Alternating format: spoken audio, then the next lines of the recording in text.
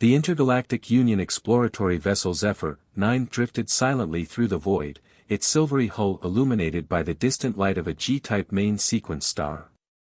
On the bridge, Captain Xyloth Vortex stood with his hands clasped behind his back, his dark eyes fixed on the blue-green planet slowly revolving on the viewscreen before him. "Magnify," he ordered, his voice calm yet tinged with an undercurrent of anticipation. The viewscreen shimmered, the image of the planet expanding until it filled the entire display. Vortex leaned forward, his gaze intense as he studied the world below. Beside him, the ship's exobiology officer, Dr. Lorala Kix, consulted her holopad, streams of data flickering across the translucent screen. Atmospheric composition primarily nitrogen and oxygen, with trace amounts of argon and carbon dioxide. Surface temperature ranges within acceptable parameters for carbon-based lifeforms. Vortex nodded, his eyes never leaving the planet. And the inhabitants? Dr. Kix hesitated, her slender fingers dancing across the holopad. Preliminary scans indicate a pre-faster-than-light civilization, sir. Technological development appears to be roughly equivalent to Union standards approximately 3 centuries ago. A murmur rippled through the bridge crew at this revelation. Vortex himself raised an eyebrow. Fascinating. A young species then, just beginning to stretch its wings. He turned to his communications officer, a tall, slender being with iridescent green skin. "Lieutenant Xandro, open a channel to Union High Command. Inform them we have made first contact with a previously unknown sentient species." As Xandro set to work, Vortex allowed himself a small smile. In his decades of service to the Union, he had never had the privilege of being the first to establish relations with a new civilization. The sense of excitement was palpable among the crew, the air practically humming with energy. Linguistics expert Dr. Kalon Brixis strode onto the bridge, his dark eyes alight with curiosity. The Volari had dedicated his life to the study of language, and the prospect of engaging with an entirely new species was both daunting and exhilarating. "Dr. Brixis, I'm tasking you with establishing initial communication with the inhabitants of this world," Vortex said as the linguist approached. "Use whatever methods you deem necessary, but we must make contact soon. Union protocol is clear." Brixis nodded, his mind already racing with possibilities. "Of course, Captain. I'll begin analyzing their transmissions immediately. With any luck, we should be able to cobble together a basic translation matrix within a few hours." As Brixis hurried off the bridge to begin his work, Vortex turned back to the viewscreen, his gaze once again drawn to the vibrant sphere hanging in space. A new species, a new civilization, the possibilities were endless. Yet even as excitement coursed through him, a small tendril of unease curled in his gut. Union protocol for first contact was clear and unyielding, a set of directives that had served them well for centuries. But something about this particular situation felt different, though Vortex could not quite put his finger on what it was.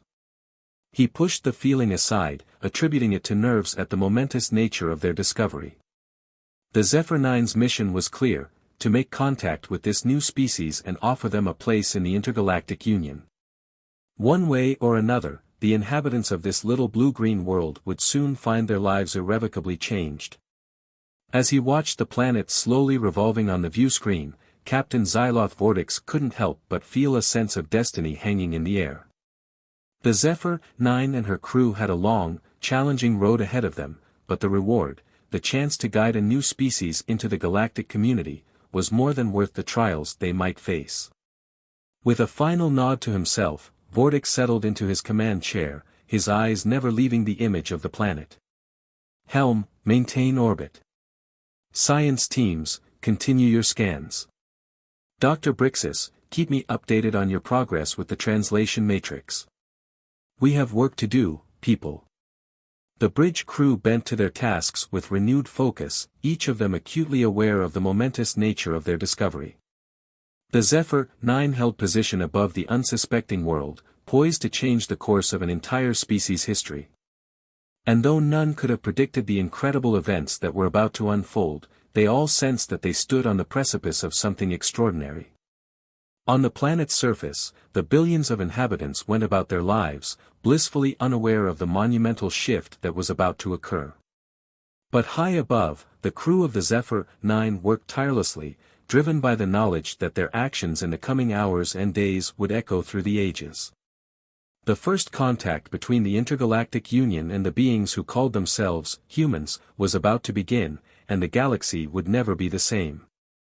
Dr. Kalon Brixis worked feverishly, poring over the myriad transmissions intercepted from the planet below. The humans, as they called themselves, communicated in a dizzying array of languages and dialects, each one more complex and nuanced than the last. But slowly, painstakingly, the Volari linguist began to assemble a rough translation matrix, piecing together the vocabulary and grammar necessary to facilitate communication. As Brixis labored, Captain Xyloth Vortex paced the length of the Zephyr 9's observation deck, his mind churning with the implications of their discovery. The Intergalactic Union had strict protocols in place for dealing with pre-FTL civilizations, and it was his duty to ensure that those protocols were followed to the letter. At long last, Brixis approached the captain, a triumphant gleam in his eye. "Sir, I believe I have established a workable translation matrix. We should be able to communicate with the humans, albeit with some limitations." Vortex nodded, his expression grave. "Excellent work, Doctor. Prepare to broadcast a message on all frequencies. It's time to formally introduce ourselves to the people of Earth." As Brixis hurried off to make the necessary arrangements, Vortex turned to his first officer, a stern-faced Arcturian named Zavin Knox. "Commander Knox, assemble the senior staff in the briefing room. We need to discuss our next steps." Minutes later, the Zephyr 9's senior officers gathered around the circular table in the ship's briefing room, each of them acutely aware of the gravity of the situation. Vortex stood at the head of the table, his hands clasped behind his back as he surveyed his crew. "As you all know, we have made contact with a previously unknown pre-FTL civilization," he began, his voice grave. "Union protocol dictates that we offer them a choice: join the Intergalactic Union as a subordinate species, or face the consequences of non-compliance." A murmur of unease rippled through the assembled officers. Dr. Lorala Kix, the ship's exobiologist, leaned forward, her brow furrowed. "Captain, with all due respect, we know next to nothing about these humans. Shouldn't we take more time to study them before issuing an ultimatum?" Vortex shook his head, his expression unyielding. "I'm afraid that's not an option, Doctor. The Union's directives are clear. We must give them a choice, and we must do it now." He turned to Brixis, who had just entered the room.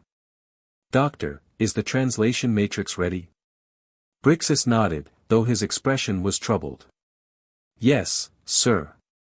But I must echo Dr. Kix's concerns.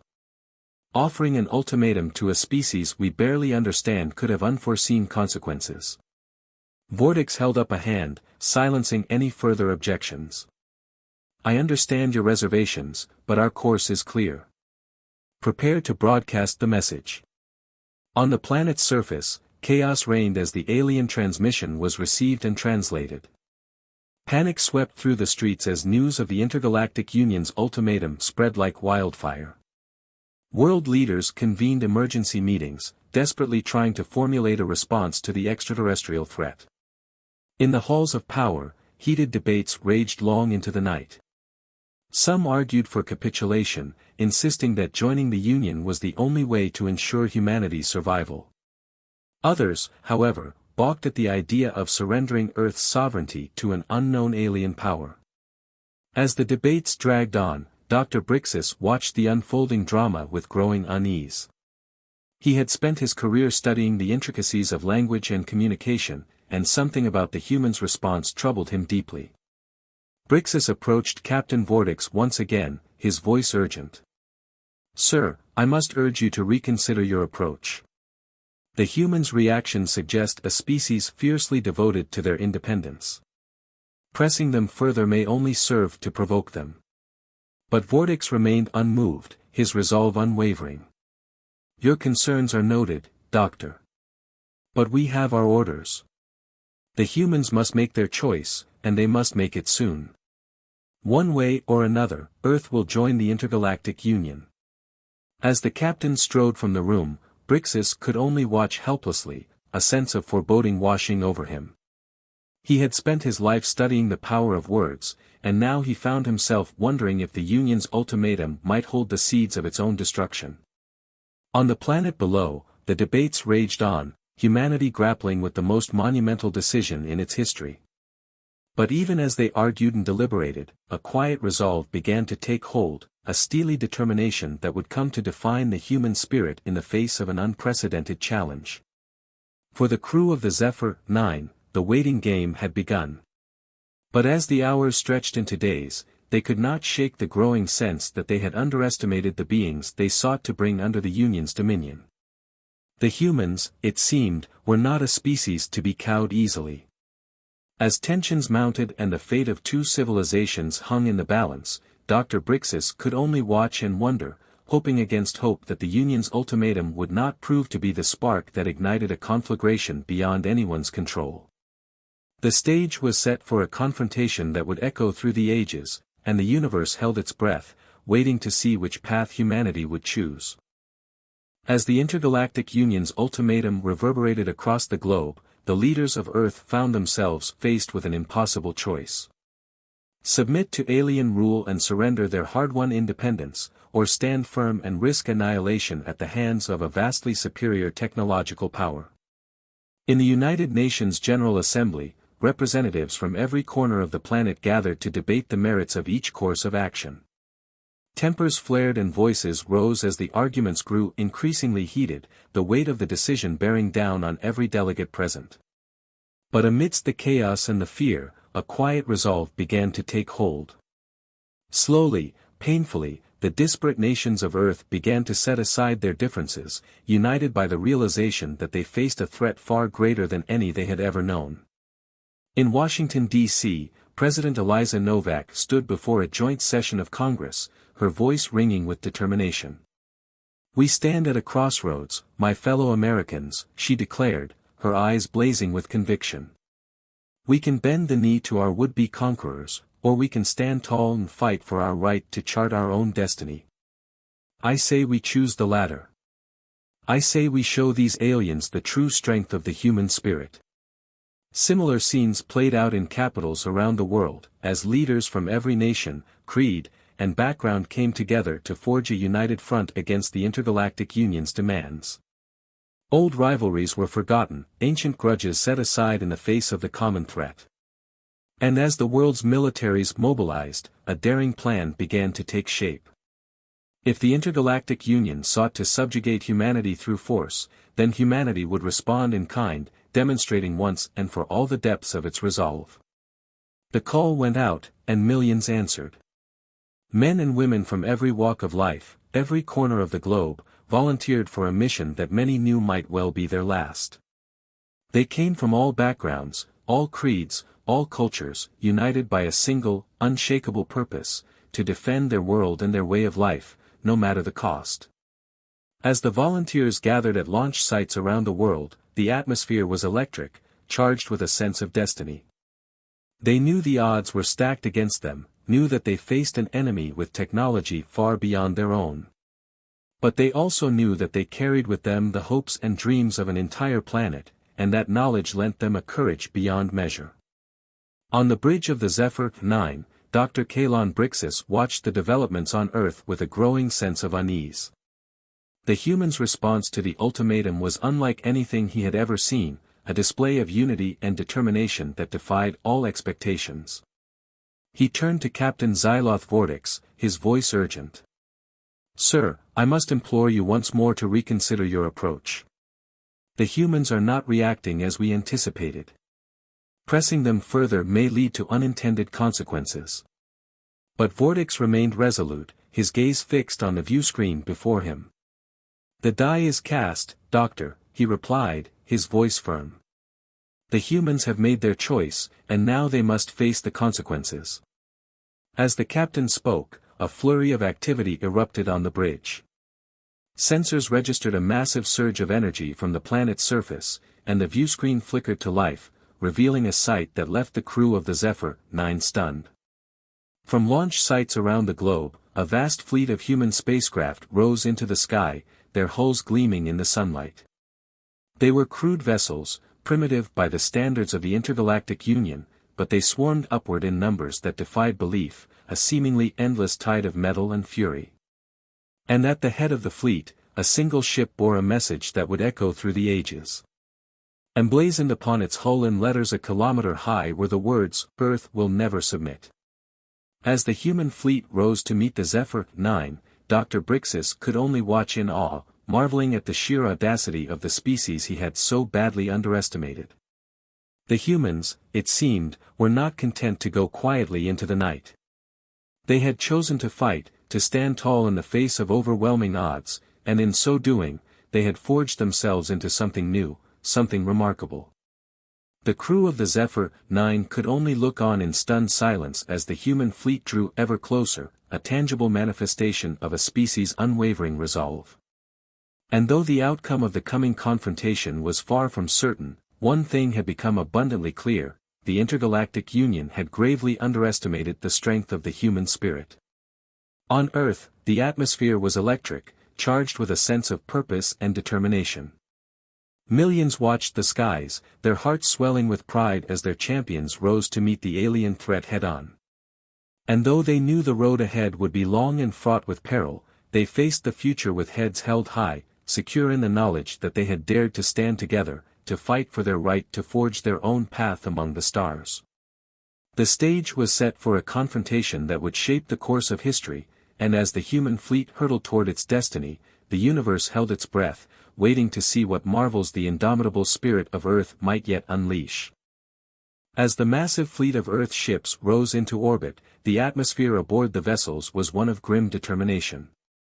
The volunteers, drawn from every nation on the planet, knew that they were embarking on a mission that could well be their last, but they faced the challenge with unwavering resolve. At the helm of the lead ship, the UES Resilience, stood Admiral Nora Hellstrom. A veteran of countless battles and a legend in her own time, Hellstrom had been chosen to lead this mission not only for her tactical brilliance but also for her unshakable courage in the face of impossible odds. As the fleet ascended through the atmosphere, Hellstrom stood on the bridge of the Resilience, her steely gaze fixed on the viewscreen before her. Around her, the crew worked with quiet efficiency, each of them focused on the Herculean task that lay ahead. "Con, status report," Hellstrom barked, her voice cutting through the tense silence of the bridge. "All ships in formation, Admiral," came the reply from the helm. "Holding steady at 100 kilometers and climbing." Hellstrom nodded, her jaw set with determination. "Commence Operation Stardust on my mark." As the fleet reached the edge of Earth's atmosphere, a flurry of activity erupted aboard the ships. Crews raced to carry out the daring plan that had been hastily conceived in the face of the alien ultimatum, a plan born of equal parts desperation and audacity. With practiced efficiency, the ships began to link together, their hulls interlocking to form a vast, interconnected web of metal and circuitry. And at the heart of each vessel, a payload unlike any that had ever been deployed, a fusion bomb, each one powerful enough to level a small city. As the fleet maneuvered into position, the bombs were primed and readied, their destructive power harnessed in service of a higher cause. And then, with a final nod from Admiral Hellstrom, the order was given. Mark. In an instant, the sky above Earth erupted in a blinding flash of light, as hundreds of fusion bombs detonated in perfect unison. The shockwave from the blast was felt across the planet, rattling windows and setting off car alarms in cities thousands of miles away. But the true purpose of the detonation was not destruction, but rather creation. As the bombs exploded, they generated an immense electromagnetic pulse, one that raced outward in all directions, enveloping the fleet and the surrounding space in a crackling web of energy. And in the heart of that web, the ships of Earth held fast, their crews braced for the maelstrom that was to come. For the electromagnetic pulse was only the first stage of Operation Stardust, a mere prelude to the true masterstroke that was about to unfold. With the pulse still reverberating through the void, Admiral Hellstrom gave the order for the second phase of the operation to commence. And as the crews of the fleet scrambled to carry out her commands, a new weapon was brought to bear, one that had been conceived in the darkest hours of Earth's struggle against the alien threat. Across the fleet, specialized emitters hummed to life, their purpose at once simple and audacious. Powered by the immense energy of the fusion detonations, the emitters began to project a web of gravitational distortions, warping the very fabric of spacetime itself. And as the distortions grew in strength, the effect became apparent. The interconnected ships of the fleet began to move as one, not through the application of thrust or propulsion, but rather by riding the gravitational waves generated by their own emitters. It was a feat of engineering that defied belief, a testament to the ingenuity and determination of the human spirit. And as the fleet began to accelerate, hurtling towards the Zephyr 9 at impossible speeds, Admiral Hellstrom allowed herself a small smile of satisfaction. For the Intergalactic Union had made a grave miscalculation. They had assumed that humanity would cower in the face of their superior technology, that they would meekly submit to the demands of their would-be conquerors. But they had failed to reckon with the true strength of the human spirit, the unbreakable will that had carried the species through countless trials and tribulations. And now, as the fleet bore down on the alien vessel, they would learn the true price of their hubris. Aboard the Zephyr 9, the crew could only watch in stunned disbelief as the human fleet approached, their ships moving in ways that defied all known laws of physics. And as the realization of what they faced began to dawn, a palpable sense of dread settled over the alien vessel. For the humans had done the impossible. Against all odds, they had marshaled the resources of an entire world, harnessing the power of the atom itself in service of their defiance. And as they hurtled towards the Zephyr 9, they carried with them a message that would echo through the ages: Earth would never submit, not now, not ever. The stage was set for a confrontation that would shake the very foundations of the galaxy, a clash of wills that would determine the fate of two civilizations. And as the fleet closed in on their target, the crew of the Resilient steeled themselves for the battle to come, knowing that the future of their world hung in the balance. But they faced the challenge with unflinching courage, secure in the knowledge that they fought not just for themselves, but for the generations yet to come. For in that moment, the people of Earth had become something more than they ever had been before, a beacon of hope, a shining example of what could be accomplished when a species stood together in defiance of tyranny.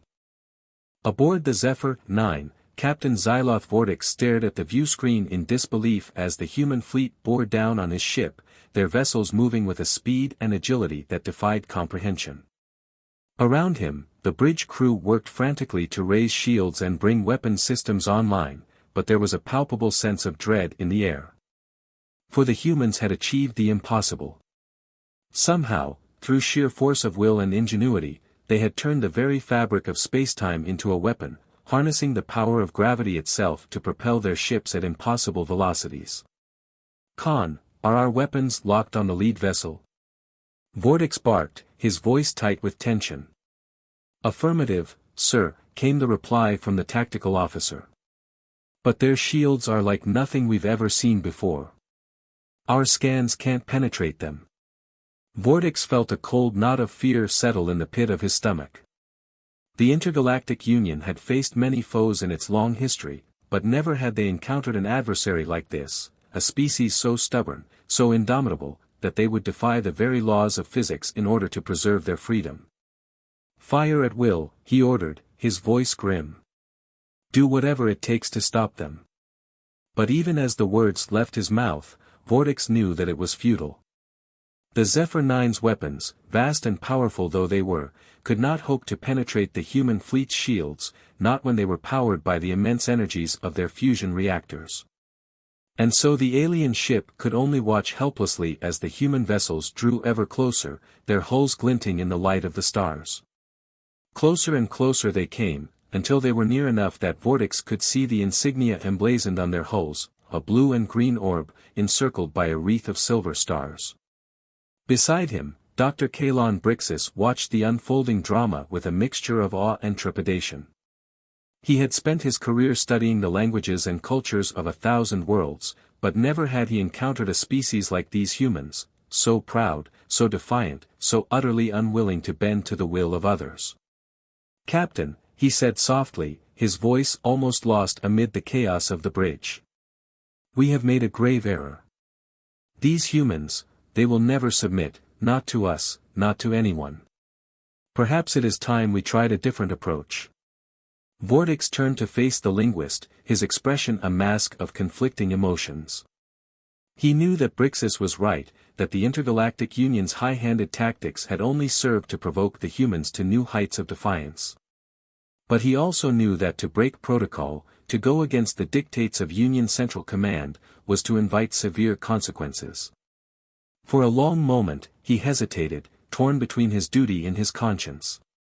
And then, with a final, decisive nod, he turned to face the viewscreen once more. "Open a channel to the lead human vessel," he ordered, his voice steady. "Let's see if we can talk our way out of this mess." But even as the words left his mouth, the ship shuddered under the impact of a massive gravitational wave, the force of the blast enough to send crew members tumbling from their stations. Alarms blared as the ship's systems struggled to compensate, the artificial gravity flickering and failing as the humans' weapons took their toll. And in that moment, Captain Xyloth Vortex realized the true depths of his error. For he had underestimated the humans, had failed to grasp the sheer, indomitable will that drove them to such heights of courage and sacrifice. As the Zephyr 9 reeled under the onslaught, its shields buckling and its hull groaning under the strain, Vortex could only watch in awe as the human fleet closed in around them, their vessels moving with a grace and precision that seemed almost artistic. And then, with a final, thunderous roar, the human ships opened fire, their weapons tearing through the Zephyr 9's defenses like paper. Explosions rocked the ship as consoles sparked and crew members screamed, the once mighty vessel reduced to little more than a battered hulk in a matter of moments. On the bridge, Vortex and Brixus clung to the command console as the ship bucked and heaved beneath them, the stench of burning circuitry filling the air. They knew that they were beaten, that the humans had outfought and outmaneuvered them at every turn. But even in defeat, there was a strange sort of poetry to it all. For the humans had shown them the true meaning of courage, had demonstrated the depths of resolve that could be summoned in defense of one's home and way of life. And as the Zephyr 9 systems failed one by one, as the ship began to drift helplessly in the void, Captain Xyloth Vortex could only bow his head in silent acknowledgement of the truth that Dr. Kalon Brixus had tried to impart. The Intergalactic Union had sought to conquer the humans, to bend them to their will through force and intimidation. But in the end, it was the humans who had emerged victorious, their indomitable spirit proving more than a match for the Union's vast technological might. As the human fleet surrounded the crippled Zephyr 9, as Admiral Nora Hellstrom's voice crackled over the comm, offering terms of surrender, Vortex felt a strange sense of peace settle over him. For though the Union had been humbled, though their plans for conquest had been thwarted, there was a nobility in what the humans had accomplished, a shining example of what could be achieved when a species stood united in defense of its principles. And as he gave the order to stand down, as the Zephyr 9's crew began to prepare for the inevitability of capture and imprisonment, Captain Xyloth Vortex could only marvel at the strange twists of fate that had brought them to this moment. The Intergalactic Union had sought to conquer the humans, to bend them to their will through force and intimidation. But in the end, it was the humans who had taught them the true meaning of strength, the unbreakable bond of unity that could carry a species to the very stars themselves. And as the first human boarding parties began to stream through the Zephyr 9's shattered airlocks, as the alien crew laid down their arms in surrender, Dr. Kalon Brixus could only smile at the poetic justice of it all. For the humans had not just won a battle, but a victory for the ages, a triumph of the spirit that would resound across the galaxy for generations to come. And as the Zephyr 9's crew began to file out of the ruined ship, heads held high even in defeat, Brixus knew that the universe would never be the same again. The Intergalactic Union had sought to conquer the humans, to bend them to their will through force and intimidation. But in the end, it was the humans who had emerged as the true masters of the stars, their indomitable will and unbreakable spirit a shining beacon for all the galaxy to follow. And as the Zephyr 9 drifted silently in the void, a battered testament to the folly of arrogance and the power of unity, Dr. Kalon Brixis could only marvel at the strange and wondrous twists of fate that had brought them to this moment, this single, shining instant that would echo through the ages as a turning point in the history of the cosmos itself. As Admiral Nora Hellstrom strode through the shattered corridors of the Zephyr 9, her footsteps echoing in the eerie silence, she could not help but feel a sense of awe at the momentous nature of the events that had brought her here. Around her, the once mighty alien vessel lay in ruins, its crew huddled in small groups, their faces etched with a mixture of fear and resignation. But there was no triumph in Hellstrom's heart, no sense of gloating or superiority. For she knew that the victory they had won here today was not just a military one, but a moral one as well, a triumph of the human spirit over the forces of tyranny and oppression. As she made her way to the Zephyr 9's bridge, Hellstrom's mind raced with the implications of what had transpired. The Intergalactic Union had sought to subjugate humanity, to bend them to their will through force and intimidation. But they had failed to reckon with the true strength of the human race, the unbreakable bond of unity and purpose that had carried them through countless trials and tribulations. And now, as she stepped onto the bridge of the alien vessel, as she came face to face with the defeated Captain Xyloth Vortex, Hellstrom knew that the time had come to forge a new path, to build a future based not on conquest and domination, but on cooperation and mutual respect. "Captain Vortex," she said, her voice calm and measured. "I am Admiral Nora Hellstrom of the United Earth Space Fleet. I come to you not as a conqueror, but as an emissary of peace." Vortex looked up at her, his eyes wide with surprise and confusion. Beside him, Dr. Kalon Brixis stepped forward, his own expression one of cautious hope. "Admiral Hellstrom," Brixis said, his voice soft but urgent. "We have made a grave error in judgment. We sought to impose our will upon your people, to force you to bend to our demands. But we see now the folly of our ways, the arrogance and hubris that led us to this moment." Hellstrom nodded, her gaze never leaving Vortex's face. "The Intergalactic Union has much to learn from humanity," she said, her voice firm but not unkind. "We have faced challenges and obstacles that you cannot begin to imagine, and we have emerged stronger for it. But we do not seek to conquer or dominate, only to live in peace and mutual respect with all the peoples of the galaxy." For a long moment, Vortex was silent, his gaze distant and thoughtful. And then, with a slow, deliberate nod, he stood to face Hellstrom, his posture erect and proud. "Admiral Hellstrom," he said, his voice heavy with emotion. "On behalf of the Intergalactic Union, I offer my deepest apologies for the actions that have brought us to this point. We have acted with arrogance and pride, and in so doing, we have brought shame upon ourselves and our people." He paused, his gaze flickering to Brixis for a moment before returning to Hellstrom's face. "But we see now the error of our ways, the folly of our assumptions. And we stand ready to learn from your example, to forge a new path based on the principles of cooperation and respect that you have so eloquently articulated." Hellstrom felt a smile tug at the corners of her mouth, a sense of profound relief and gratitude washing over her. For a moment, she allowed herself to imagine the future that lay ahead, a future in which humanity and the Intergalactic Union worked side by side as equals, exploring the wonders of the cosmos together. And then, with a final nod of acknowledgement, she turned to face the gathered crew of the Zephyr 9, her voice ringing out clear and strong. "Today, we stand at a crossroads," she declared, her gaze sweeping over the assembled aliens. "We have the opportunity to build a new future, one based not on fear and aggression, but on the principles of peace, cooperation, and mutual respect.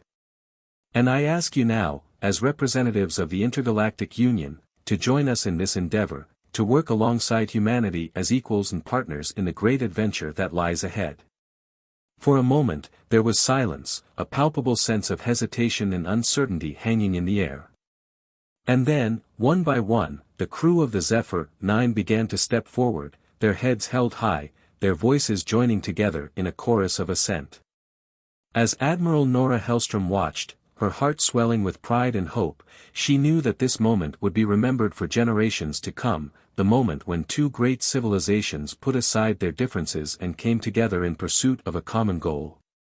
And as Dr. Kalon Brixis looked on, his eyes shining with the light of newfound understanding, he could not help but reflect on the incredible journey that had brought them to this point, the twists and turns of fate that had led him to question his own assumptions, to see the humanity in these remarkable beings from another world. For Brixis knew, with a certainty that went beyond words or logic, that the Intergalactic Union had much to learn from these indomitable Terrans, these beings who had faced impossible odds and emerged victorious, not through force of arms, but through the sheer power of their unbreakable spirit. And as the crew of the Zephyr 9 began to mingle with their human counterparts, as the first tentative steps towards a new era of cooperation and understanding were taken, Brixis could only marvel at the incredible resilience and adaptability of these remarkable people, the people who had changed the course of history through the sheer force of their will. For the Intergalactic Union had sought to conquer the humans, to bend them to their will through force and intimidation. But in the end, it was the humans who had emerged as the true pioneers of the cosmos, their indomitable spirit and unbreakable unity a shining beacon for all the galaxy to follow. And as the Zephyr 9 hung silently in the void, a symbol of the incredible journey that had brought them to this moment, Dr. Kalon Brixis knew that the future would be shaped not by the weapons of war or the machinations of power, but by the simple, enduring strength of the human spirit, the spirit that had carried them to the stars, and would carry them farther still, to the very edges of the universe and beyond.